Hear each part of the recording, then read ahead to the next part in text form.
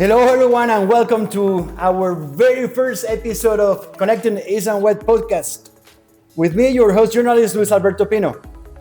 Connecting East and West is an initiative by ACE Consulting, the leading business and legal advisory firm Britain, Asia, and Latin America. Connecting East and West is your monthly space dedicated to bringing helpful ideas and high caliber views on the business landscape between Asia and Latin America. Connecting East and West is your space to get the most out of both worlds. And I'm sure you're going to enjoy the next 25 minutes with our very special guest today, which is Ignacio Tornero, CEO and founder of East Consulting, and also, by the way, an outstanding scholar on Asian studies, on Chinese studies, in particular in Chile. How are you? Hi, Luis. What a special occasion. Yeah, it's my pleasure. Thanks for leading this great initiative. Okay. Very excited. We're going to get to the business landscape between Asia and Latin America right away. But I would like to begin getting to know a little bit more about your personal history, right? Because I know your family history is quite connected. It's been always quite connected with Asia. What's the story? I mean, what's the origin of your passion, with Asia in general? Well, I mean, every time people ask me why I started working with China, with Asia, and I love telling the story because it's basically my grandma Alicia story. She was really the one that encouraged me at the very beginning to start taking Mandarin courses. That was back in 1987. 1987, my grandma Alicia and my grandpa Fernando, they were visiting China, invited by the Chinese government. They were in Nanjing, a city close to Shanghai, 300 kilometers west from Shanghai, and I was suddenly born. My grandma Alicia called my mom, "Hey, Bernardita, congrats, Ignacio is born. Greetings from China." So that's really the origin of this connecting East and West history. How many years after? Like roughly 15 years after, 20 years after, when I entered law school at Catholic University, roughly 2 weeks after, I realized that the university was offering language courses, among them Chinese, Japanese, Portuguese courses, and we were having a random Saturday lunch at my parents' place. And I told the family that the university offered different language courses. My grandma Lisa was again there, and she told me, "Ignacio, if you want to study Mandarin, I encourage you to do so, and I will sponsor you." So that's how everything started. Wow, what a great story. So you were born actually connecting East and West in a way, right? Right. Okay, so then you went back again to China for an exchange program, right? That's correct. That happened, when I was at my third year at law school. I started working as a law clerk in a leading law firm in Chile in order to save some money for an international exchange program. At that time, I was not 100% sure whether that was gonna be China, because like the university just probably 1 or 2 years before that signed an MOU with Nanjing University. So 2 students from the School of Law, Jose Antonio Urrutia and myself, and 2 students from the School of Business, we were basically the first students of Catholic University that opened the exchange program with Nanjing University. We were supposed to stay there 6 months, just 1 semester through the exchange program. However, the experience was unbelievable. I met people from all over the world. I was studying Mandarin. I was traveling around the world. I realized the potential of connecting Asia with Latin America. So I decided to stay there for 1.5 years. I came back in order to finish my law studies, become a lawyer, and find a way to go back to China. And then you got into one of the largest, if not the largest, law firm here in Chile, and that's where everything began as to East Consulting, right? That's kind of like the beginning of my professional career connecting Asia with Latin America. I was doing my thesis regarding Chinese investment in Latin America before even Chinese investment arrived into Chile. And I realized that there was an opportunity there. How we can really attract Chinese OFDI into Latin America. I introduced this work to the firm, and I told them, if you want to advise Chinese companies, if we, Chile, or the region want to keep increasing the amount of Chinese FDI in the region, we have to have a physical presence in China. So I told them, what if I represent you, I go to China, we open an office, and we start selling the country, positioning the firm, finding specific investment opportunities to come to Latin America. Can you elaborate somewhat further on that? I mean, the experience of opening up an office from scratch in China quite a few years ago, how was that experience? I mean, was it something easy, would you say, or was it rather complex? I mean, how would you assess that? It was very challenging, but it was super rewarding. I was in my mid-20s. So, I mean, the firm trusts a pretty young professional. So we basically built everything from scratch. The firm didn't have the contacts at that time. We didn't know much of the market. So the strategy was to understand better, to have a better visibility of the market. I started working as a lawyer, as an international associate in two law firms in China, two Chinese law firms, representing this law firm. One in Beijing in 2013 and one in Shanghai in 2014. After we had a better understanding of the opportunities, of the regulation, of the requirements, of the cost, etc., we decided back in 2015 to open officially an entity of the firm in China, in Shanghai, in order from China to promote investment into Latin America. And also we realized that there was another opportunity, which was advising Latin American companies that wanted to expand to Asia. Which was,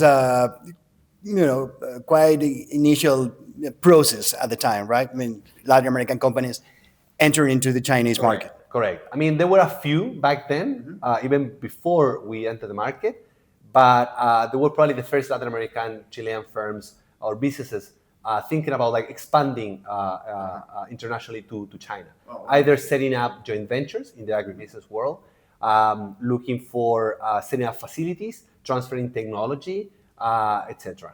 Wow, what an experience!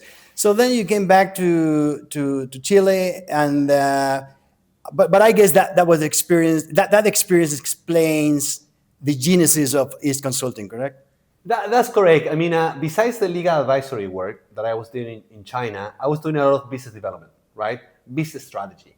At the beginning, I realized that I didn't have the knowledge, the technical knowledge in terms of like economics, statistics, marketing, how to basically come up with a business strategy of a firm. So I thought like maybe I can study something, and I did an MBA. I did an MBA while working at the same time. And after that, after this kind of like first entrepreneurship experience at Kerry, I realized that sooner or later I wanted to keep bridging Asia with Latin America, but not just focusing purely from the legal perspective, but also add this business advisory role. Because business, when an Asian company, a Chinese, Japanese company, they come to Latin America, they need legal advice. That's one thing. But they also need a market entry report, find a partner, negotiate a joint venture, etc. So after the MBA, I realized, okay, at some point in my career, I want to start my own company, right? Not just purely offering legal advice, but also business advisory. Excellent. So now let's go straight to the business thing. The U.S. is still the largest foreign investor in Latin America, but China, of course, is gaining an important share of market as well. And so, based on your experience, how would you assess particularly in the case of China, right? The Chinese investment steps into the region, where they are investing, and what are the main drivers? Right. I mean, Chinese investment into Latin America is a very interesting trend. In general, Chinese FDI into the world is a relatively new phenomenon. Chinese companies started going overseas in the late 90s, encouraged by policy from the Chinese government called Go Out policy. Basically, they realized the challenges and risks of the Asian financial crisis back in the late 90s, so they wanted to diversify. So Chinese companies, they've been investing in the world the history has less than 25 years, right? So it's a very new trend.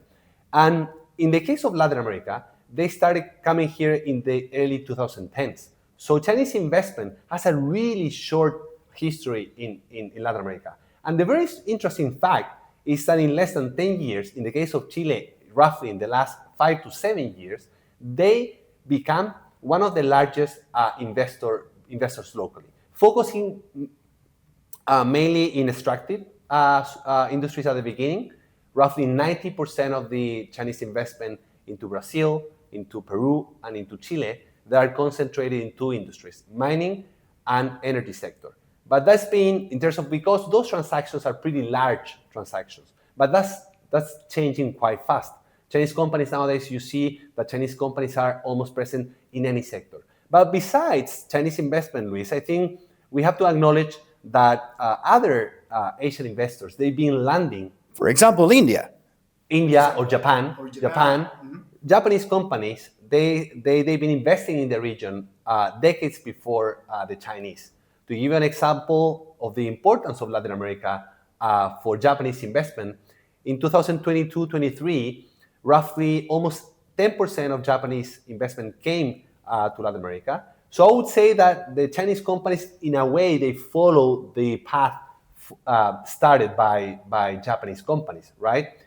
You mentioned India. Mm-hmm. That's another example.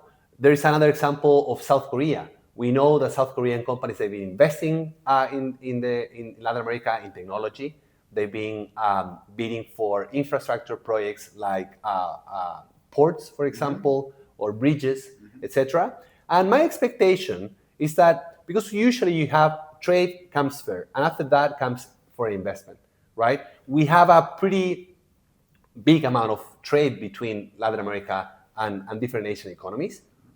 China, of course, has a particular importance. The Chinese case, again, is quite amazing in terms of trade. I mean, and it was in the early 2000s, it was merely 2% of Latin American trade was with China.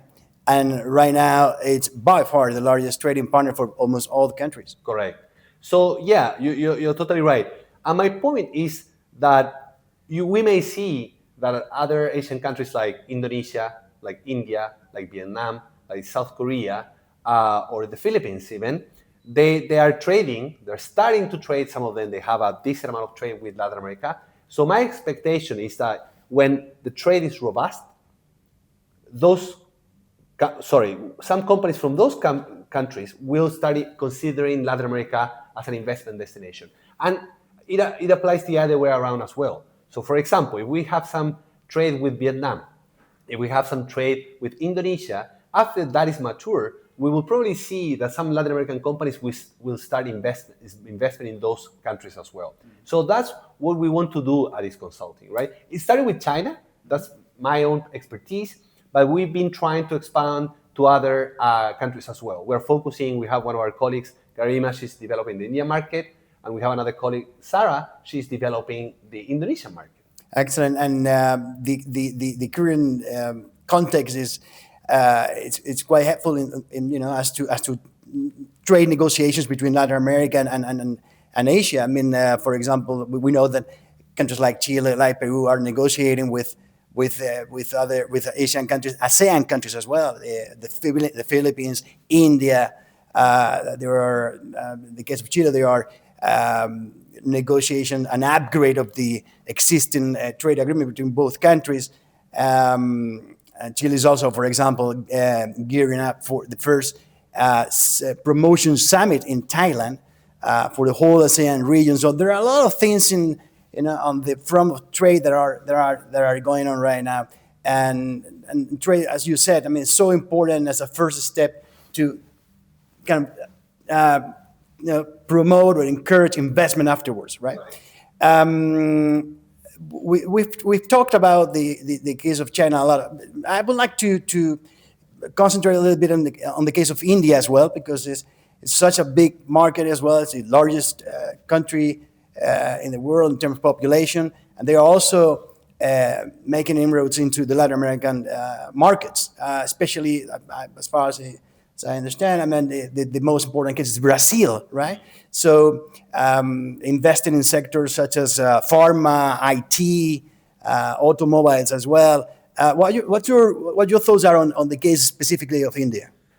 Well, I think the future looks very promising, but at the same time, it's quite challenging. I will probably be visiting India next February. I will be attending a conference there, and in order to, of course, promote its consulting and partner with local stakeholders, find new clients, but still, I mean, even though that the future looks promising, you said that India is probably will probably become one of the largest also economies in the world. It has already the largest population, but there are some challenges, right? Internally speaking, you know that India is not as ordered as the case of China, different type of political system, so that also creates some challenges as well. There's a huge lack of knowledge in Latin America and vice versa regarding both regions. So I think that's the reason why trade is important, right? Trade may be the starting point for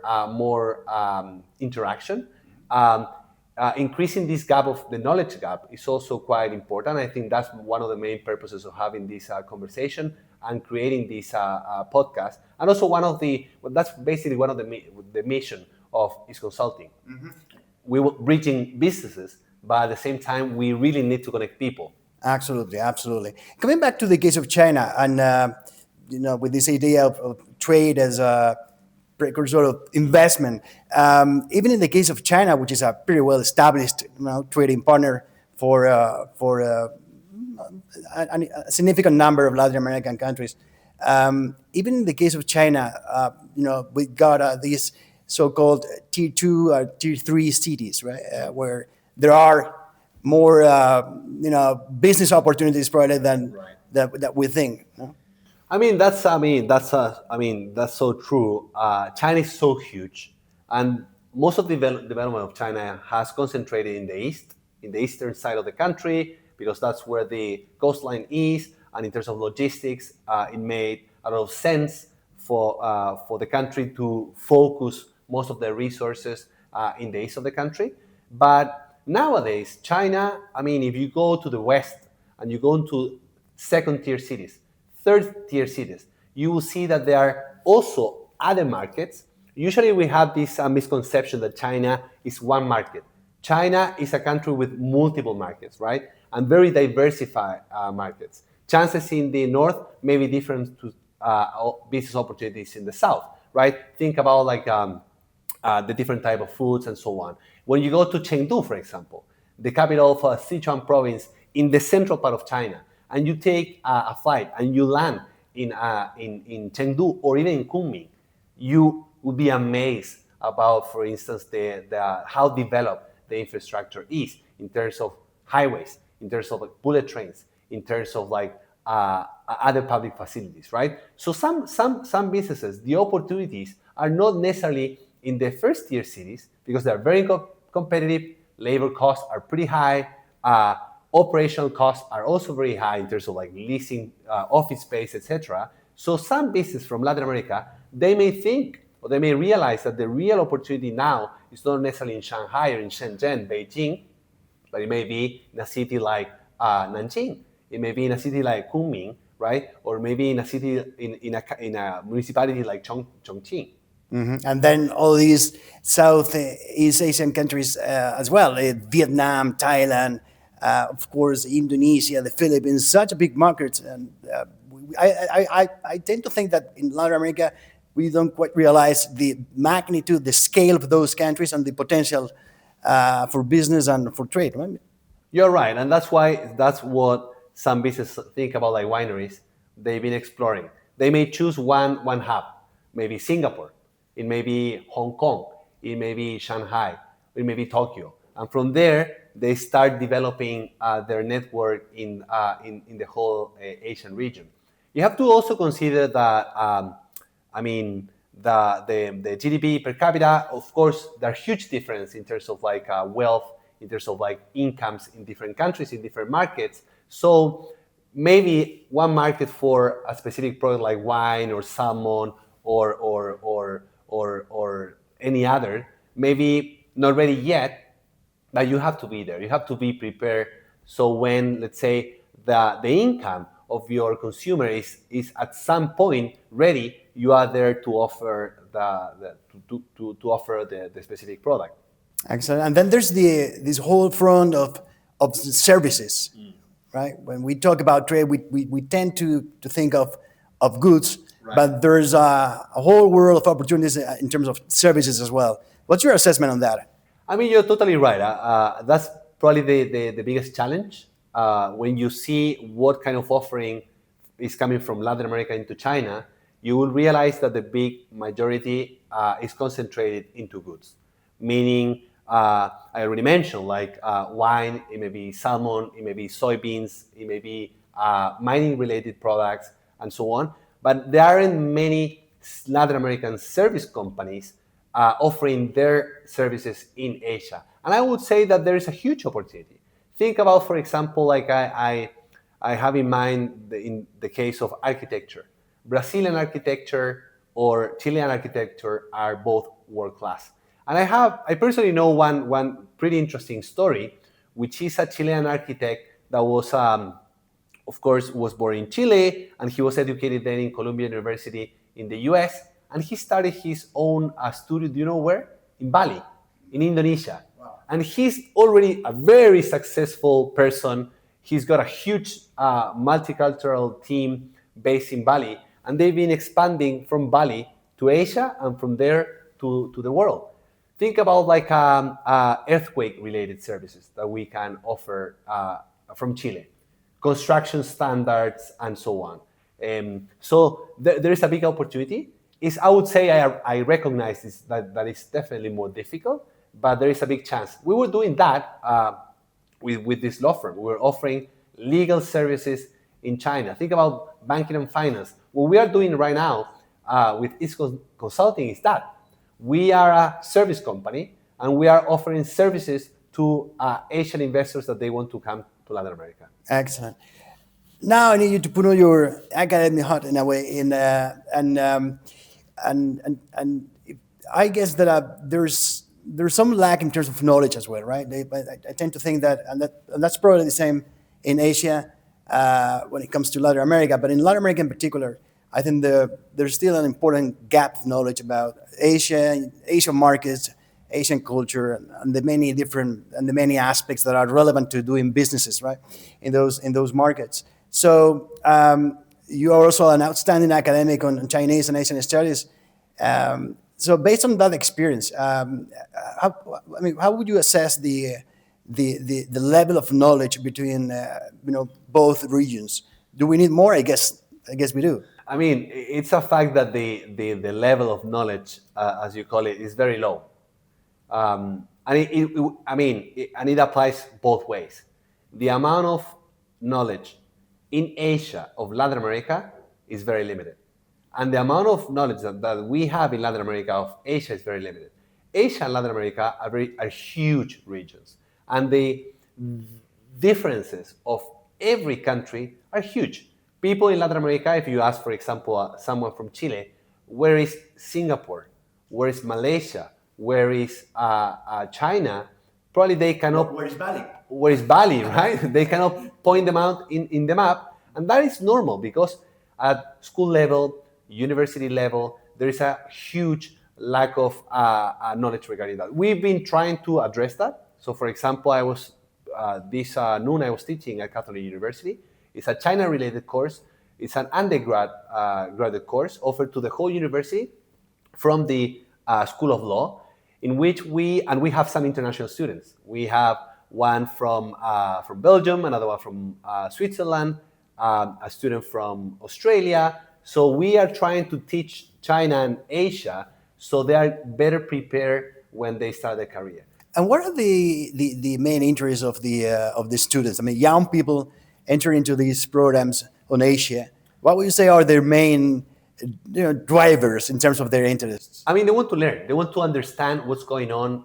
Nowadays, I think it's a fact that people and young people, they realize the importance of Asia for different reasons. They understand the importance of China in terms of trade and investment. They understand the importance of South Korea and Japan in terms of culture. For example, they see South Korean whatever soap operas, or maybe they use some South Korean cosmetics. Some of them they want to travel to Japan to see go and visit Kyoto, for example. So I think the importance of Asia is already in their mind. Some of them they want to pursue an Asia-related career.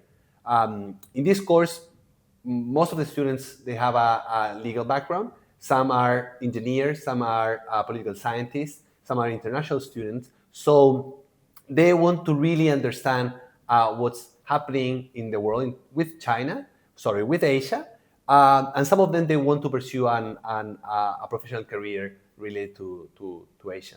Interesting. So we are coming into to the end of our first episode of Connecting East and West. But I would like to ask you before we finish about the global landscape, right? Which is so challenging, is shifting so fast as we speak. I would say, East Consulting provides advisory firm. It's an advice in terms of businesses and legal and regulatory issues.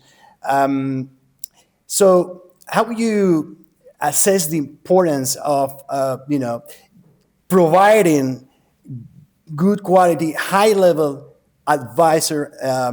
advisement precisely against the backdrop of this so challenging global landscape in which everything seems to be intertwined, right? Businesses, geopolitics, geoeconomics. What are the main challenges out of this context from the perspective of someone providing advisory to potential investors, either from Latin America or from Asia? You mentioned geopolitics, and I think interestingly, geopolitics has become part of the advisory equation. If you are a lawyer, of course, you may think that you just need to draft the agreement, the JV, you have the dispute, and set up a company. A business consultant may think that, okay, I need to focus purely on the business side. But interestingly, geopolitics has become really part of the game. You cannot isolate what's happening in terms of international relations if you are advising a company. And that's the reality. So, and because of the current situation is very uncertain, an increase of uncertainty is affecting the way we do business. To give you just a real example, we've been advising one business that is expanding and is buying some equity in a business in China. This company, our client, they also sell their products in the American market. So during the advisory work, we came up with a strategy in order to isolate the American business from the Asian business. And this is also something, I'm talking about a mid-sized kind of advisory work, but think about banking and finance or big investment banks. They've been splitting their Asian divisions from the Western divisions because of this geopolitical uncertainty. Think about what's been happening for big international consulting firms in their presence in China, because the regulation is very uncertain there as well. They have decided to take some kind of decisions based on the new panorama. So these are definitely challenging times for everyone, especially for someone who wants to do businesses in such a strategic region such as Asia, right? So we've come to the end of our first episode of Connecting East and West. I think it's been an insightful conversation, Ignacio. Thank you so much. Thank you, Luis. And to all of our listeners, don't miss out on the next episode of Connecting East and West, in which we will continue to explore the business opportunities and the overall business landscape between Asia and Latin America. Bye-bye.